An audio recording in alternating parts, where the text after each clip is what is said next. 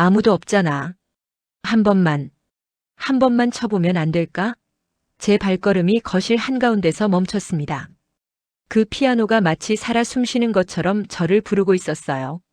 저택에는 지금 저 혼자였습니다. 이상한 끌림은 그날따라 더 강렬하게 저를 붙잡았어요. 저는 피아노 앞으로 천천히 걸어갔습니다. 손을 뻗으면 닿을 거리였죠. 그리고 저는 결국 금기를 깨버렸습니다. 아무도 몰랐어요. 그 순간이 되돌릴 수 없는 일을 불러올 거라는 걸요. 안녕하세요. 저는 정아민입니다. 아니, 제 진짜 이름은. 그건 나중에 말씀드릴게요. 지금부터 제 이야기를 들려드리겠습니다. 믿기 힘든 이야기지만 모두 사실입니다. 새로운 시작 새벽 공기가 아직 차가웠습니다. 저는 검은색 세단 앞에서 도어 손잡이를 한 번 더 닦으며 제 얼굴을 비춰봤어요. 넥타이는 곱게, 셔츠는 빳빳하게. 오늘은 윤태준 회장님의 새 운전기사로 첫 출근하는 날이었습니다. 사실 이 일을 구하기까지 쉽지 않았어요. 대기업 회장님의 전속 기사라는 건 아무나 할 수 있는 일이 아니었으니까요. 5년간 쌓아온 경력과 무사고 기록, 그리고 면접에서 보여준 성실함이 인정받았던 것 같습니다. 할머니는 제가 합격 소식을 전했을 때 정말 기뻐하셨어요. 하민아, 정말 잘 됐구나. 이제 안정적으로 일할 수 있겠네. 네, 할머니. 걱정 마세요. 열심히 할게요. 할머니는 저를 키우시느라 평생을 고생하셨습니다. 이제 제가 할머니를 편하게 해드릴 차례였어요. 대문 앞에서 초인종을 누르자 곧 관리인이 문을 열어줬죠. 저는 신발을 가지런히 벗고 대리석 복도를 따라 조심스럽게 걸음을 옮겼습니다. 처음 들어서는 저택의 공기는 유난히 무거웠어요. 넓고 고요했지만 사람 사는 온기는 느껴지지 않았습니다. 복도 양쪽으로 고급스러운 그림들이 걸려 있었고 천장의 샹들리에가 은은한 빛을 내뿜고 있었죠. 정말 부자들은 다르게 사는구나. 속으로 감탄하면서도 한편으로는 긴장이 됐습니다. 이런 곳에서 일하게 될 줄은 몰랐거든요. 그때였습니다. 거실을 지나던 제 시선이 한 곳에 멈췄죠. 거실 한가운데 거대한 스타인웨이 그랜드 피아노가 있었습니다. 아침 햇살이 커튼 틈으로 스며들어 검은 피아노의 표면을 부드럽게 쓸고 있었어요. 그 광경을 보는 순간 제 가슴이 저절로 두근거리기 시작했습니다. 왜일까요? 그저 고급스러운 피아노일 뿐인데 발걸음이 떨어지지 않았습니다. 마치 그 피아노가 저를 부르는 것 같았어요. 가슴 깊은 곳에서 뭔가 꿈틀거렸습니다. 그리움? 아니면 그보다 더 깊은 무언가? 설명할 수 없는 감정이었어요. 저는 그 자리에 한참을 서 있었습니다. 시간 가는 줄도 모르고요. 처음 오셨죠? 뒤에서 낯선 목소리가 들렸습니다. 돌아보니 청소도구를 든 중년 여성이 서 있었어요. 조말순이라고 자신을 소개한 가정부였습니다. 아, 예. 오늘부터 운전 맡게 됐습니다. 정아민이라고 합니다. 아, 새 기사님이시구나. 반가워요. 저는 이 집에서 가정부 일한 지 10년 됐어요. 말순 씨는 친근하게 미소를 지으며 피아노 쪽을 힐끔 바라봤어요. 다들 그래요. 저 피아노 처음 보면 멍하니 서 있죠. 예쁘긴 하죠? 오래된 것 같은데 상태가 정말 좋아요. 정말 아름답네요. 제가 고개를 끄덕이자 말순 씨는 목소리를 낮춰 말했습니다. 주변을 살피는 듯한 조심스러운 태도였어요. 그런데 말이에요. 저건 이 집에서 제일 귀한 거예요. 사모님이 매일 아침 직접 닦으신다니까요. 우리는 건반 근처도 못 가요. 절대 손대면 안 된다고 하셨어요. 그 말을 듣는 순간 저는 알 수 없는 서늘함을 느꼈습니다. 단순히 비싼 물건이라서 그런 건 아닌 것 같았어요. 그 정도로요? 특별한 피아노인가 봐요. 네. 뭐 사연이 있는 모양이에요. 저도 정확히는 모르지만요.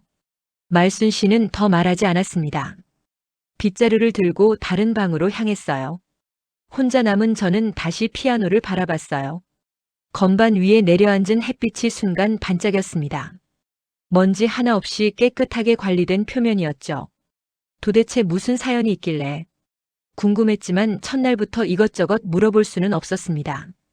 잠시 후 2층에서 발소리가 들려왔습니다. 묵직하면서도 절제된 리듬이었죠. 계단 난간 너머로 윤태준 회장님의 실루엣이 나타났고 그 뒤를 따라 이서현 부인이 천천히 내려왔습니다. 회장님은 50대 중반쯤 되어 보였습니다. 단정한 정장 차림에 카리스마가 느껴지는 분위기였어요. 서현 부인은 우아한 원피스를 입고 계셨는데 아름다운 분이셨지만 눈가에 깊은 슬픔 같은 게 서려 있었습니다.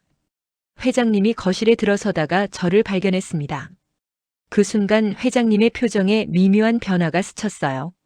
놀람인지 당황인지 아니면 그 무엇인지 알 수 없는 감정이었죠. 하지만 그것도 잠시 회장님은 곧 평소의 무표정한 얼굴로 돌아왔습니다. 이 사람인가요? 회장님이 짧게 물었고 서현 부인이 고개를 끄덕였습니다. 예, 오늘 새로 온 기사분이에요. 저는 허리를 곱게 펴고 정중하게 인사했습니다.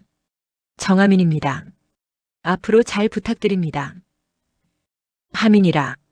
회장님은 제 얼굴을 잠시 바라봤어요. 그 시선에는 알 수 없는 무게가 실려 있었습니다. 마치 제 얼굴 어딘가에서 무언가를 찾으려는 듯한 눈빛이었죠. 회장님의 시선이 자연스럽게 거실 쪽으로 옮겨갔습니다. 그곳엔 아침 햇살을 받은 피아노가 있었어요. 회장님의 눈빛이 순간 흔들렸습니다. 무언가를 떠올린 듯한, 그러나 애써 외면하려는 듯한 복잡한 감정이었죠. 그 눈빛에 고통 같은 게 섞여 있었어요.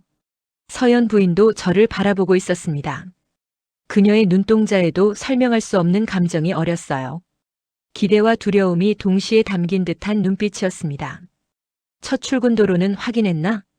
회장님이 갑작스럽게 화제를 바꿨습니다. 목소리는 단호했지만 어딘가 떨림이 섞여 있었어요. 예, 회장님. 출근길 교통은 원활합니다. 강남 쪽으로 가시는 거죠? 그래. 좋아. 그럼 출발하지. 회장님은 먼저 현관으로 향했고 저는 그 뒤를 따랐습니다. 차문을 열자 서현 부인이 현관에 나와 남편을 배웅했습니다. 오늘은 늦지 마세요. 그녀의 목소리는 부드러웠지만 어딘가 힘이 없었어요. 저는 조수석 쪽 사이드 미러에 비친 그녀의 얼굴을 봤습니다. 그 눈빛엔 설명할 수 없는 그리움이 가득했죠. 무언가, 아니 누군가를 그리워하는 듯한 표정이었습니다.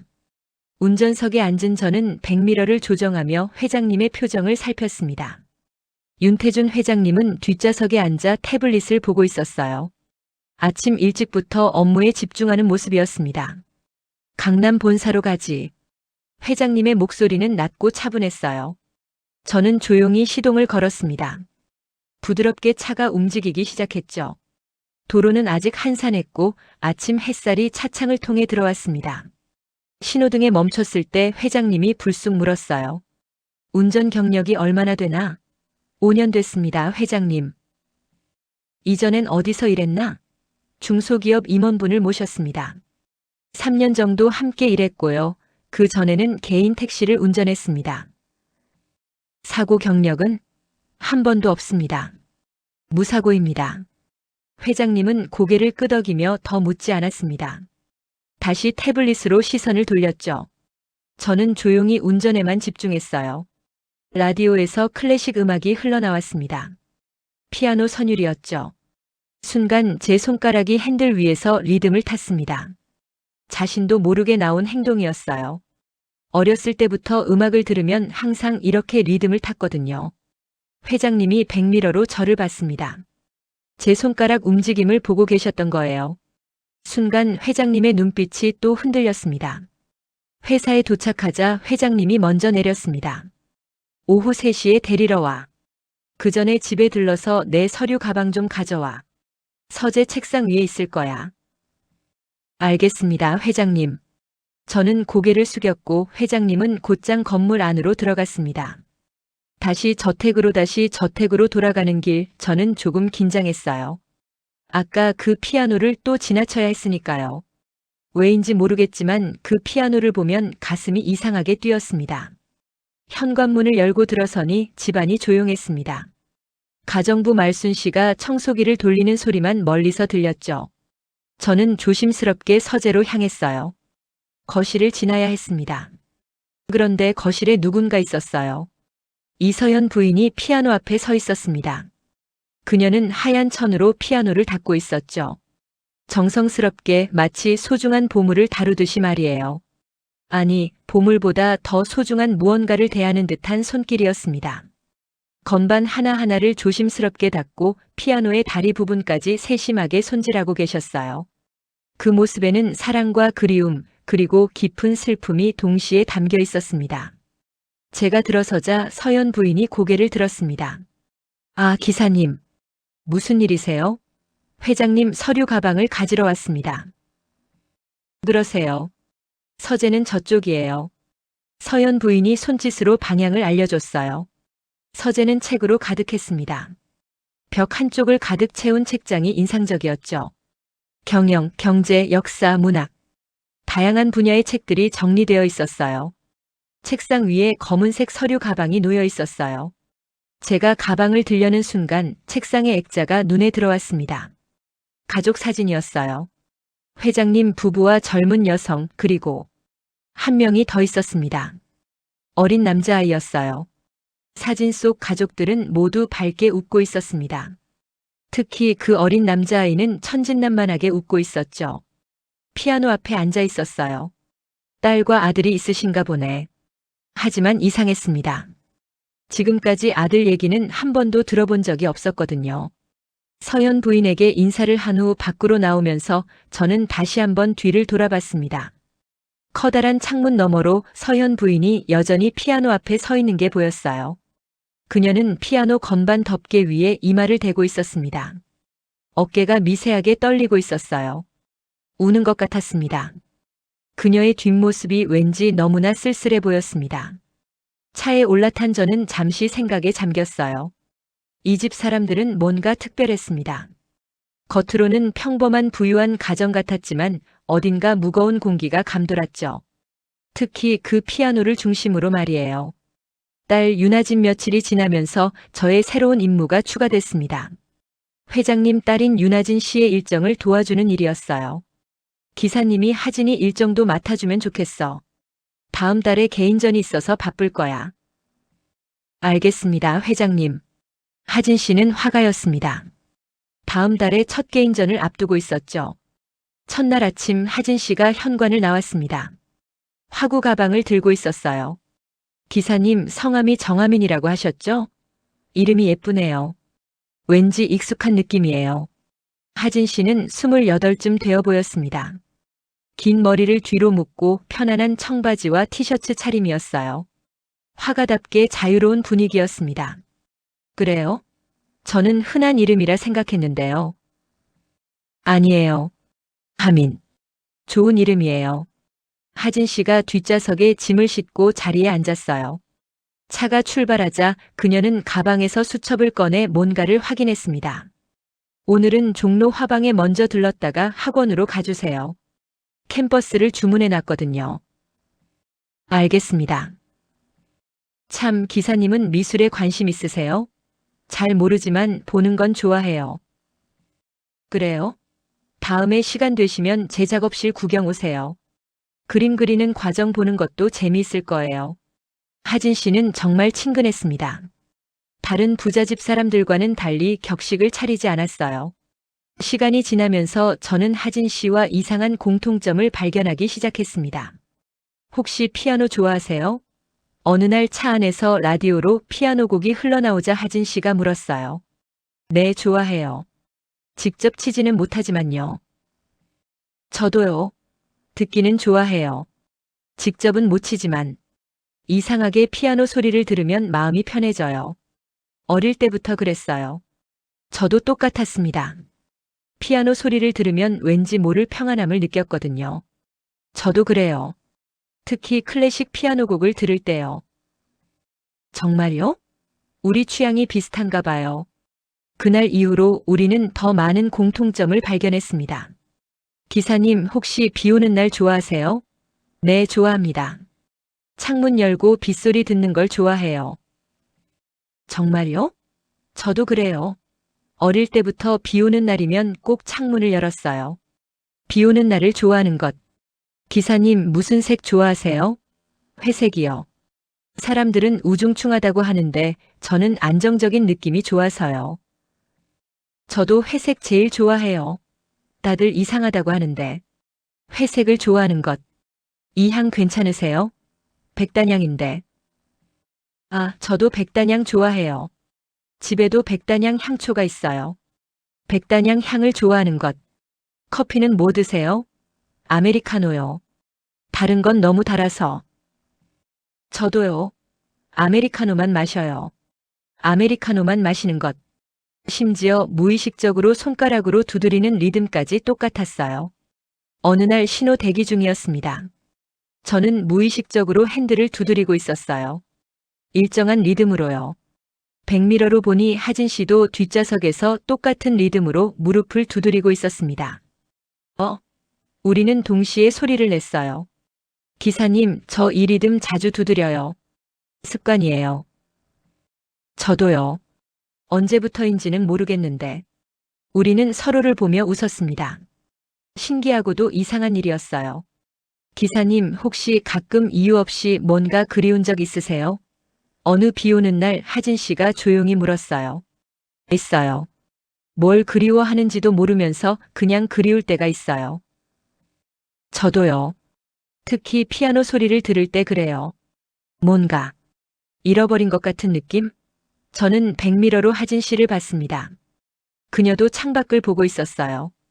빗물에 번진 가로등 불빛이 그녀의 얼굴을 비쳤죠.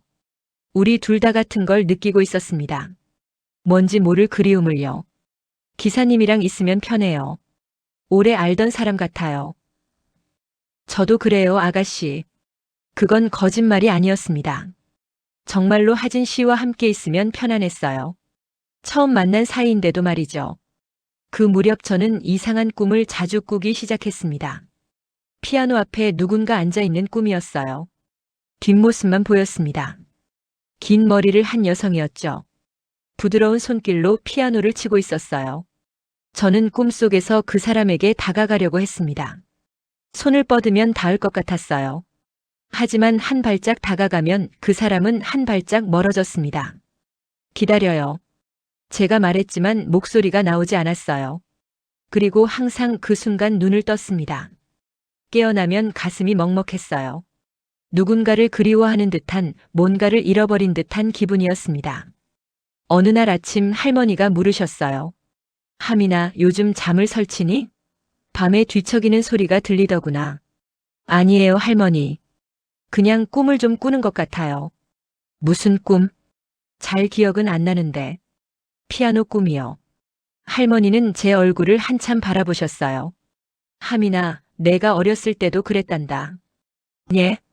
보호소에서 널 데려왔을 때 넌 밤마다 꿈을 꾸며 울었어.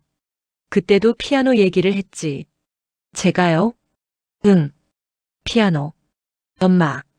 그런 말들을 하면서 울었어.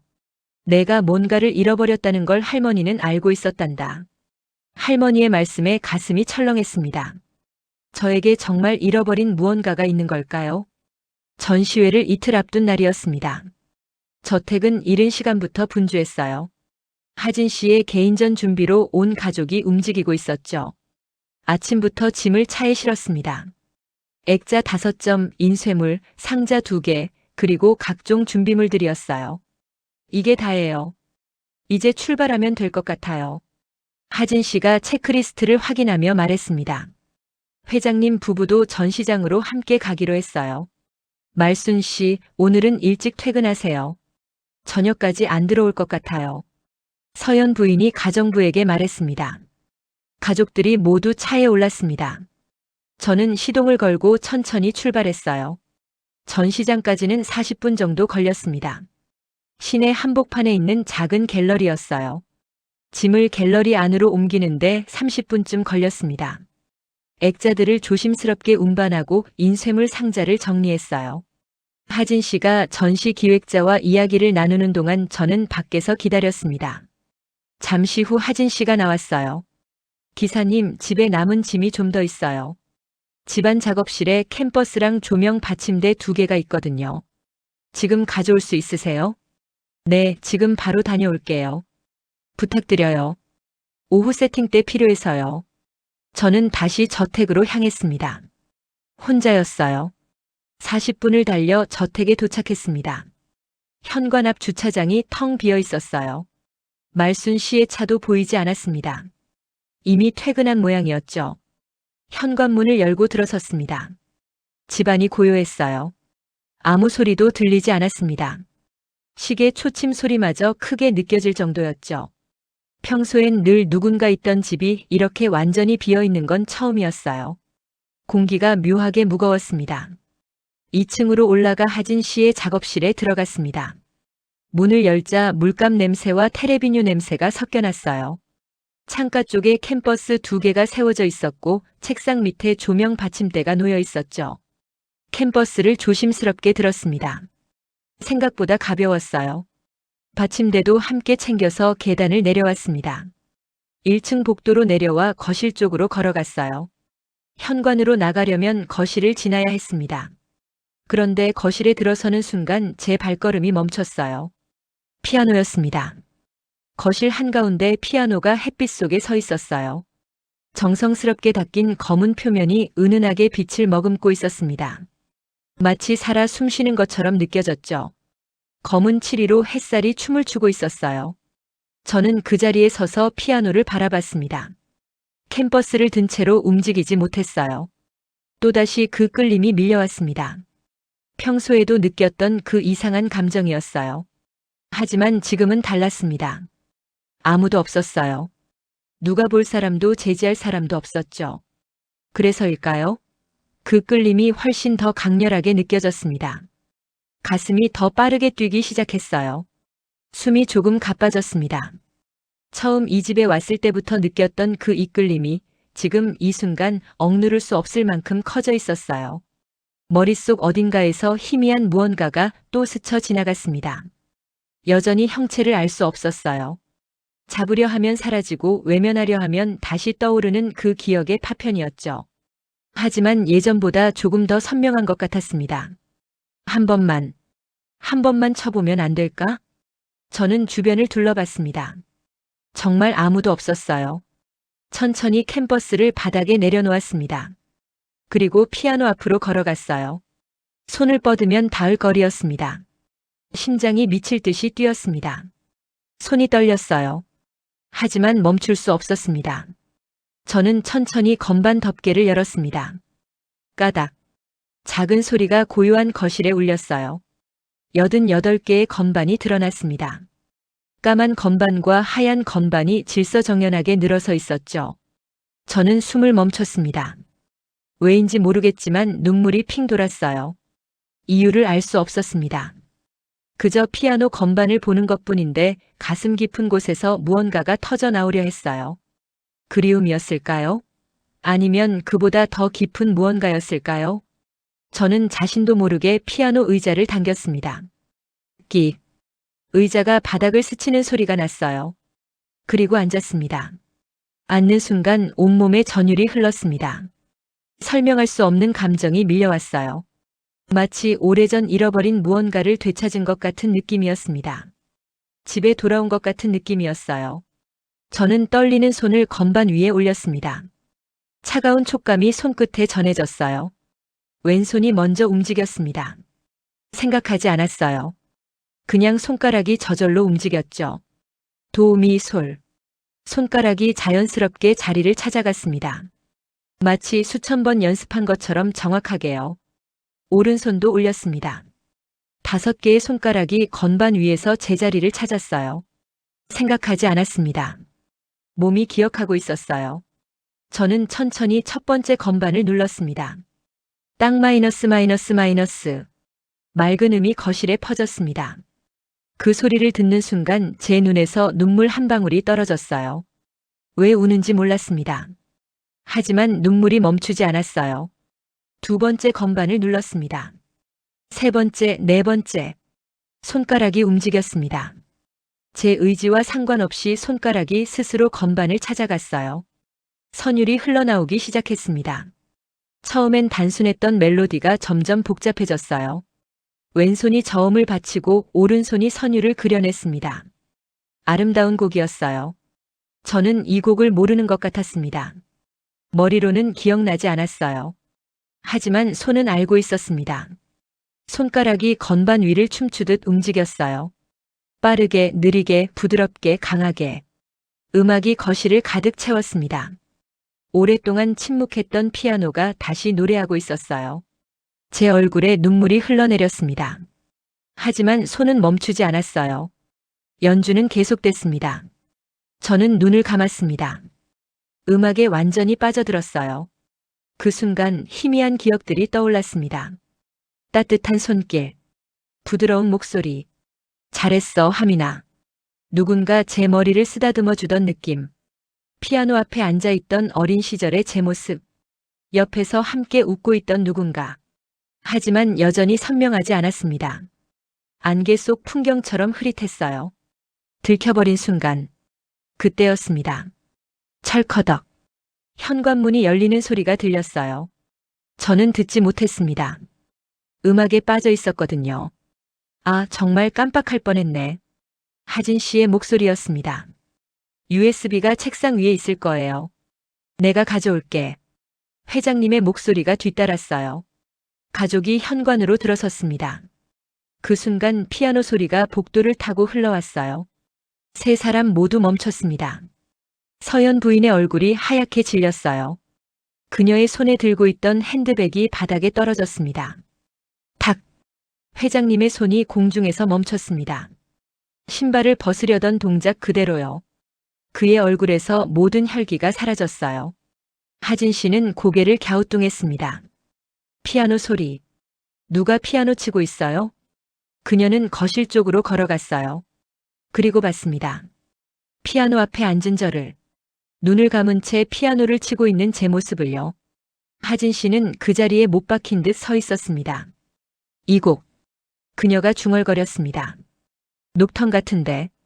회장님과 서연 부인이 거실로 들어섰습니다. 두 사람은 피아노 앞에 앉은 저를 봤어요.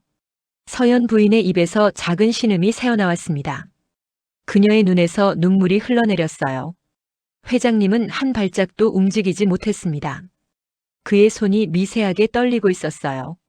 거실에는 오직 피아노 소리만이 흐르고 있었습니다. 저는 여전히 눈을 감은 채 연주하고 있었어요. 마지막 음이 거실에 울려 퍼졌습니다. 제 손가락이 건반에서 천천히 떨어졌어요. 그제야 정신이 돌아왔습니다. 무슨 일을 한 건지 깨달았어요.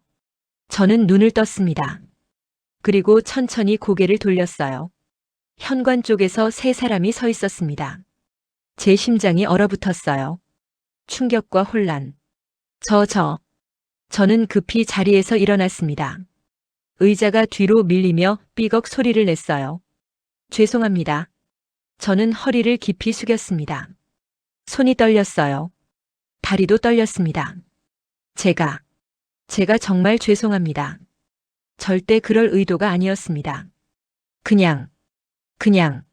목소리가 떨렸어요.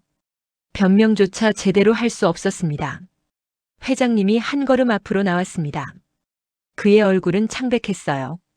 입술이 굳게 다물어져 있었죠. 자네가. 회장님의 목소리가 낮게 깔렸습니다. 자네가 감히. 분노였습니다. 목소리에 억눌린 분노가 실려 있었어요. 죄송합니다, 회장님. 정말 죄송합니다. 변명의 여지가 없습니다. 자네 듣지 못했나? 그 피아노는 절대 건드리지 말라고 했을 거야. 죄송합니다. 자네 따위가. 회장님이 말을 이었습니다. 하지만 문득 멈췄어요. 그의 시선이 피아노로 향했습니다. 건반이 열려 있었어요. 방금까지 제 손길이 닿았던 그 건반이요. 회장님의 얼굴에서 분노가 사라졌습니다. 대신 다른 감정이 스쳐 지나갔어요. 당혹감이었을까요? 아니면 두려움이었을까요? 그 곡은. 회장님이 떨리는 목소리로 물었습니다. 자네가 방금 친 그 곡은 뭔가? 저도 모르겠습니다. 그냥 손이 저절로. 쇼팽의 녹턴. 회장님이 중얼거렸습니다. 그의 눈빛이 흔들렸어요. 녹턴 20번. 서연 부인이 벽에 기댔습니다. 그녀의 다리에 힘이 풀린 것 같았어요. 어떻게? 서연 부인의 입에서 가느다란 목소리가 새어나왔습니다. 어떻게 그 곡을? 그녀의 눈에서 눈물이 주르륵 흘러내렸어요. 저는 아무 말도 할 수 없었습니다. 무슨 일이 벌어지고 있는지 알 수 없었어요. 서연 부인이 손으로 입을 막았습니다. 흐느끼는 소리가 손가락 사이로 새어나왔어요. 여보. 회장님이 아내를 붙잡으려 했지만 서연 부인은 몸을 돌렸습니다. 미안해요. 저는. 그녀는 거실을 빠져나갔어요. 비틀거리며 계단을 올라갔습니다. 쿵쿵. 2층으로 올라가는 발소리가 들렸어요. 그리고 방문이 닫히는 소리. 쾅. 거실에 침묵이 흘렀습니다. 회장님은 그 자리에 서 있었어요. 움직이지 못했습니다. 그의 손이 떨리고 있었어요. 주먹을 쥐었다가 폈다가를 반복했죠. 저는 숨도 제대로 쉴 수 없었습니다. 회장님 정말 죄송합니다. 제가. 자네. 회장님이 저를 봤습니다. 그 눈빛에는 분노도 비난도 없었어요. 대신 알 수 없는 혼란만이 가득했습니다. 자네 어디서 그 곡을 배웠나? 저 배운 적이 없습니다. 배운 적이 없다고? 네. 저는 피아노를 쳐본 적이 없습니다. 그런데 손가락이 저절로. 회장님은 말없이 저를 바라봤습니다. 오랜 침묵이 흘렀어요. 그 침묵이 제 가슴을 짓눌렀습니다. 나가게. 회장님이 낮게 말했습니다. 회장님. 오늘은 그만 들어가게. 내일 얘기하지. 저는 고개를 숙였습니다. 죄송합니다. 저는 피아노 건반 덮개를 조심스럽게 닫았어요. 그리고 거실을 나섰습니다. 그날 이후 이상한 일들이 계속됐습니다. 놀랍게도 저는 해고되지 않았습니다. 다음 날 아침 회장님은 평소처럼 저를 불렀어요. 하지만 분위기가 달라졌습니다. 회장님 부부는 저를 볼 때마다 이상한 눈빛을 보냈어요. 두려움과 기대가 섞인 듯한 눈빛이었습니다. 하진 씨는 저를 더 자주 바라봤어요. 그리고 어느 날 차 안에서 조용히 말했습니다. 기사님, 아까 피아노 치시는 모습이요. 네. 꿈에서 본 것 같아요. 제 손이 핸들 위에서 멈췄습니다. 꿈에서요? 네. 어릴 때부터 계속 같은 꿈을 꿔요. 피아노 앞에 누군가 앉아 있어요. 뒷모습만 보여요. 다가가려고 하면 그 순간 깨거든요. 저도. 제가 조용히 말했습니다. 저도 그런 꿈 꿔요. 하진 씨가 앞으로 몸을 기울였습니다. 정말요? 네. 피아노 앞에 누군가 앉아 있는데 다가가려고 하면 항상 눈이 떠져요. 얼굴은 못 봐요. 하진 씨의 숨소리가 커졌어요. 저랑 똑같아요. 두 사람은 잠시 말이 없었습니다. 차 안 공기가 묘하게 무거워졌어요. 며칠 후 하진 씨는 더 직접적으로 물었습니다. 기사님, 혹시 가족이 계세요? 할머니 손에서 자랐어요. 부모님은요? 모릅니다. 할머니가 보호소에서 저를 데려오셨대요. 하진 씨의 숨소리가 들렸습니다. 몇 살 때요? 정확히는 모르겠어요. 할머니 말씀으론 제 나이가 6살쯤이었다고 하셨어요. 하진 씨의 손이 떨렸습니다. 6살. 그녀는 가방에서 뭔가를 꺼냈어요. 지갑이었습니다. 지갑 안에서 오래된 사진 한 장을 꺼냈어요. 한참을 사진을 바라보던 하진 씨가 조용히 혼잣말했습니다. 제 오빠도 6살 때였어요. 저는 대답하지 않았어요. 무슨 말을 해야 할지 몰랐습니다. 하진 씨는 사진을 가슴에 안았습니다. 기사님. 네. 생일이 언제세요? 저는 기억이 안 나는데 할머니가 3월 15일이래요.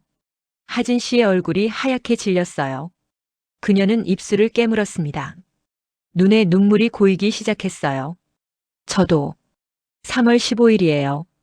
차 안에 침묵이 흘렀습니다. 저는 핸들을 잡은 손에 힘을 줬어요. 심장이 빠르게 뛰었습니다. 이건 우연일까요? 같은 생일, 같은 꿈, 같은 취향, 같은 습관. 너무 많은 게 일치했습니다. 기사님. 하진 씨가 떨리는 목소리로 말했습니다. 우리 너무 이상하지 않아요? 이상하다는 게요? 같은 꿈을 꾸고 같은 걸 좋아하잖아요. 비 오는 날 회색, 백단향, 아메리카노, 심지어 손가락으로 두드리는 리듬까지 똑같아요. 하진 씨의 목소리에 떨림이 더해졌어요. 처음엔 우연이라고 생각했어요. 그런데 너무 많아요. 그리고 기사님이랑 있으면 이상하게 편하네요. 오래 알던 사람 같아요. 저도 그래요. 제가 솔직하게 말했습니다. 아가씨랑 있으면 왠지 모르게 편해요. 마치 가족 같은 느낌? 하진 씨가 눈물을 흘렸습니다. 진실을 향해. 일주일이 지났습니다. 어느 날 아침 회장님이 저를 집 안으로 불렀습니다. 거실에는 가족이 모두 모여 있었어요. 회장님, 서연 부인 하진 씨. 세 사람 모두 제게 이상한 눈빛을 보내고 있었습니다. 긴장과 기대, 두려움이 섞인 눈빛이었어요. 앉게. 회장님이 말했습니다. 저는 천천히 소파에 앉았어요. 가슴이 두근거렸습니다. 회장님이 제 앞에 섰습니다. 그의 손에 서류가 들려 있었어요. 자네가. 회장님의 목소리가 떨렸습니다. 자네가 우리 아들이야. 순간 숨이 멎는 것 같았어요. 네. DNA 검사를 했네. 회장님이 서류를 내밀었습니다. 99.99% 일치. 자네는 우리 아들이야. 24년 전에 잃어버린 우리 아들. 저는 서류를 받아들었어요. 손이 떨렸습니다. 글자가 제대로 보이지 않았어요. 이게 무슨 24년 전에 잃어버린 우리 아들. 서연 부인이 일어나 다가왔습니다. 하민이. 우리 하민이. 그녀의 목소리가 울음으로 갈라졌어요. 놀이공원에서 잃어버렸어. 6살 때. 내 생일이었어. 하진이랑 함께 생일 축하한다고 놀이공원에 갔는데 단 한순간, 정말 단 한순간 눈을 뗀 사이에 서연 부인이 무릎을 꿇었습니다. 제 앞에요. 미안해. 정말 미안해. 그녀가 제 손을 잡았어요. 엄마가 미안해. 널 지키지 못해서. 24년 동안 널 찾지 못해서. 저는 아무 말도 할 수 없었습니다. 머릿속이 하얘졌어요. 제가 진짜 이 사람들의 아들이라고요? 우린 널 찾았어. 회장님이 말했습니다. 경찰도 동원했고 사설 탐정도 고용했어. 전국을 뒤졌지. CCTV를 다 확인하고 실종 아동 찾기 캠페인도 했어. 하지만 찾을 수 없었어. 그의 목소리가 떨렸어요. 넌 이름밖에 기억 못했다고 했지. 하민이라고. 네. 그게 내 이름이야. 유나민. 우리가 지어준 이름. 내 쌍둥이 동생 하진이와 함께. 유나민. 그게 제 진짜 이름이었어요. 하진 씨가 다가왔습니다. 그녀의 눈에서 눈물이 흘러내리고 있었어요. 오빠. 그녀가 제 손을 잡았어요. 진짜 오빠였어. 내가 느낀 게 맞았어. 우리가 그렇게 많이 닮은 이유가. 같은 꿈을 꾼 이유가. 쌍둥이. 제가 중얼거렸습니다. 그래서 하진 씨와 함께 있을 때 그렇게 편했던 거구나. 응. 일란성 쌍둥이니까. 우린 태어날 때부터 함께였어, 오빠. 회장님이 다가와 제 어깨에 손을 올렸습니다. 미안하다, 아들아. 아버지가 널 지키지 못했어. 24년 동안. 회장님의 눈에서도 눈물이 흘렀습니다. 24년 전 그날. 정확히 무슨 일이 있었나요? 저는 떨리는 목소리로 물었습니다. 서연 부인이 눈물을 닦으며 말했습니다. 2001년 3월 15일이었어. 너희 6번째 생일이었지. 우리는 에버랜드에 갔어. 그녀의 목소리가 떨렸어요. 아침부터 신이 나서 뛰어다녔지, 너랑 하진이. 놀이기구도 타고 동물원도 구경하고. 정말 행복한 하루였어. 오후 3시쯤이었어요. 회장님이 말을 이었습니다. 회전목마를 타고 있었지. 나는 하진이와 함께 타고 엄마는 내 옆에 서 있었어. 회전목마가 멈추고 회장님의 목소리가 끊겼습니다. 그때 내 전화가 울렸어. 회사에서 긴급한 일이라고. 단 5분, 정말 5분만 통화했어. 그 사이에 제가 하진이 손을 잡고 있었어요. 서연 부인이 흐느꼈어요. 그런데 하진이가 아이스크림을 사달라고 했어. 바로 옆에 아이스크림 가게가 보였거든. 10m도 안 되는 거리였어요. 하진이 손을 잡고 아이스크림을 사는 동안 내게 여기서 기다려, 금방 올게라고 말했어. 넌 고개를 끄덕이며 회전목마 앞에서 기다리고 있었지. 아이스크림을 사는데 2분도 안 걸렸어요. 정말 눈 깜짝할 사이였어. 그런데 돌아왔을 때 서연 부인이 울먹였어요. 내가 없었어. 회전목마 앞에 아무도 없었어. 처음엔 장난치는 줄 알았어. 하민아, 어디 있니? 하고 불렀지. 하지만 대답이 없었어. 회장님이 주먹을 쥐었습니다. 우리는 미친 듯이 찾아다녔어. 에버랜드 전체를 뒤졌지. 방송도 했어. 경찰도 불렀어. CCTV를 확인했더니 서연 부인이 떨리는 목소리로 말했습니다. 넌 혼자 걸어가고 있었어. 회전목마에서 멀어지고 있었지. 마치 뭔가를 찾는 것처럼. 그리고 인파 속으로 사라졌어. 경찰은 유괴 가능성을 조사했지만 CCTV 어디에도 수상한 사람은 없었어. 넌 그냥 혼자 걸어서 사라진 거야. 그 후로 우리는 24년 동안 널 찾았어. 회장님이 말했습니다. 전국의 보호소를 다 찾아다녔어. 실종 아동 포스터를 수만 장 붙였지. 사설 탐정을 수십 명 고용했어. 하지만 찾을 수 없었어요. 넌 마치 공기 중으로 사라진 것처럼. 할머니의 증언. 할머니. 저는 중얼거렸습니다. 할머니가 저를 어떻게 찾으신 거죠? 그건 회장님이 말했습니다. 우리도 알아봐야 해. 정은심 할머니를 만나봐야겠어. 다음 날 저는 가족들과 함께 할머니 댁으로 갔습니다. 할머니는 문을 열자마자 놀라셨어요. 하민아, 어젠 왜 연락도 안 됐어? 걱정했잖니. 오늘은 손님들이. 할머니. 저는 할머니의 손을 잡았어요. 말씀드릴 게 있어요. 회장님이 깊이 고개를 숙였습니다. 저는 윤태준이라고 합니다. 할머니께 감사 인사를 드리러 왔습니다. 할머니가 어리둥절한 얼굴로 저를 보셨어요. 하민아, 이게 무슨... 저는 할머니께 모든 걸 말씀드렸습니다. DNA 검사 24년 전의 일, 그리고 제 진짜 이름이 유나민이라는 것을요. 할머니는 잠시 말이 없으셨어요. 그러다 천천히 고개를 끄덕이셨습니다. 그랬구나. 그래서 내가 요즘 그렇게 이상했구나. 할머니, 제가 어떻게 보호소에 있었는지 아세요? 할머니는 오래된 기억을 떠올리듯 천천히 말씀하셨습니다. 2001년 3월 말쯤이었어. 내가 인천 보호소에 자원봉사를 갔었거든. 그때 널 처음 봤어. 구석에 혼자 앉아 있더구나. 다른 아이들은 떠들며 놀고 있는데 넌 혼자 무릎을 꼭 안고 앉아 있었지. 보호소 직원이 말하더구나. 이 아이가 인천역 근처에서 발견됐다고. 혼자 울면서 헤매고 있었대. 경찰이 데려왔는데 부모를 찾을 수가 없다고. 내게 물어봤어. 이름이 뭐니? 했더니 넌 하민이라고만 대답했어. 다른 건 아무것도 기억 못했어. 부모님 이름도 집 주소도 전화번호도. 의사가 말하길 심한 충격으로 기억 상실증이 온 것 같다고 했어.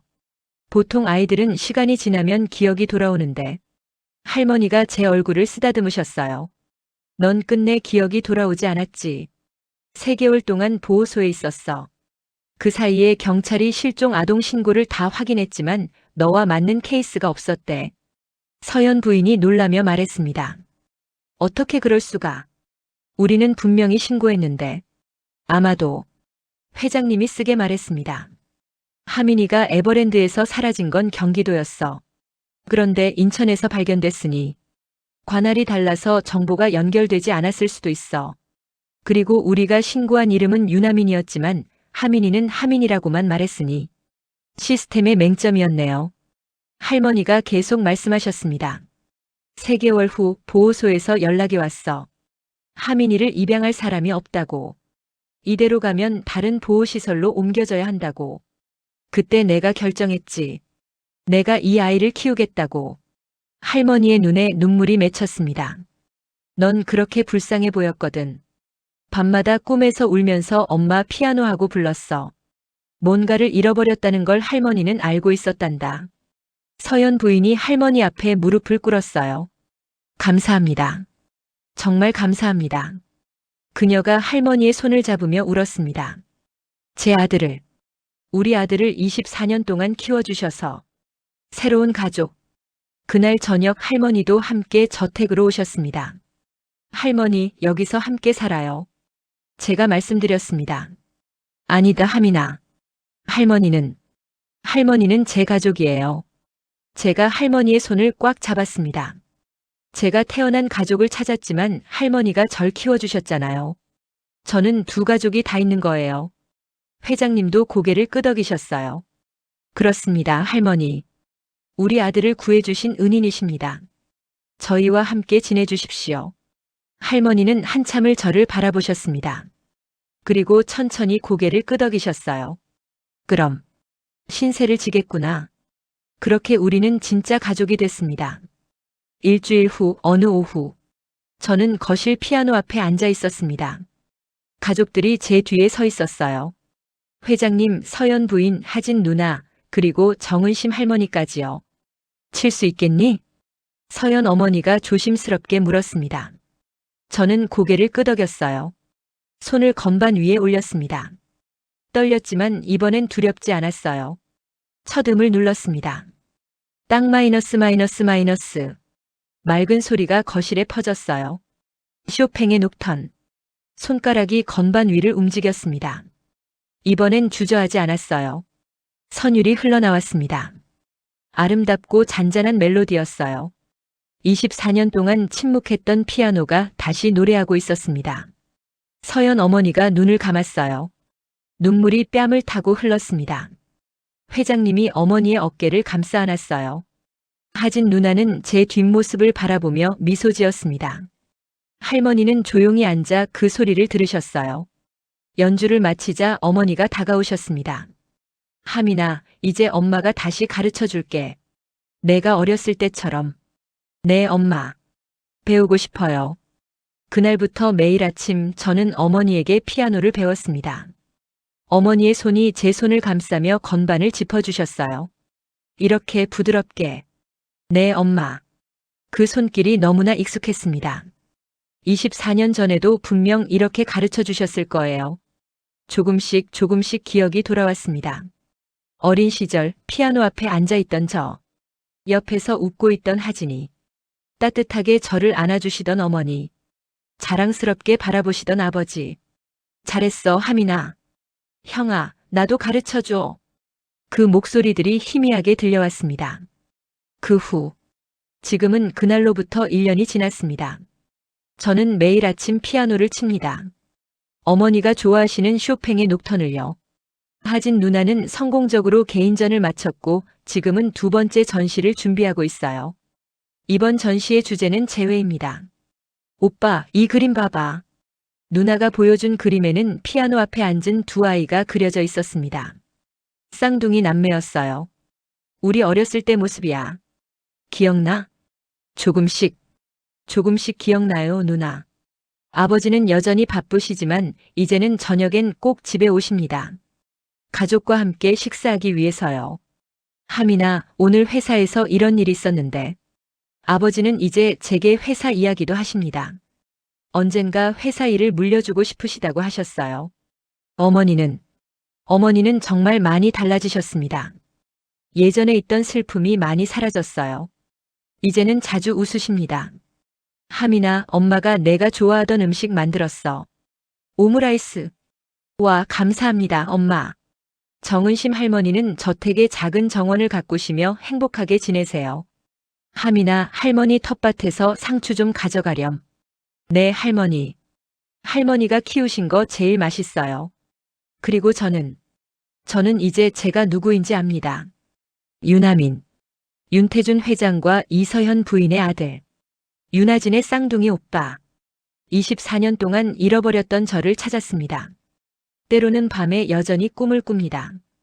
6살의 제가 놀이공원에서 길을 잃는 꿈을요. 하지만 이제는 무섭지 않습니다. 왜냐하면 깨어나면 제 가족이 있다는 걸 알기 때문이죠. 어머니가 제 방문을 열고 말씀하십니다. 하민아, 아침이야. 일어나렴. 오늘 피아노 레슨 있잖니? 그 목소리를 들으며 저는 웃습니다. 네, 저는 집에 있습니다. 제 진짜 집에요. 여기까지 제 이야기를 들어주셔서 감사합니다. 혹시 이 이야기가 여러분의 마음에 작은 울림을 주었다면 구독 버튼과 좋아요 버튼을 눌러주세요. 여러분의 작은 관심 하나하나가 더 많은 이야기를 만들어가는데 큰 힘이 됩니다. 그리고 댓글로 여러분의 생각을 들려주세요. 오늘도 여러분의 하루가 따뜻하고 행복하기를 바랍니다. 다음 이야기로 또 찾아뵙겠습니다.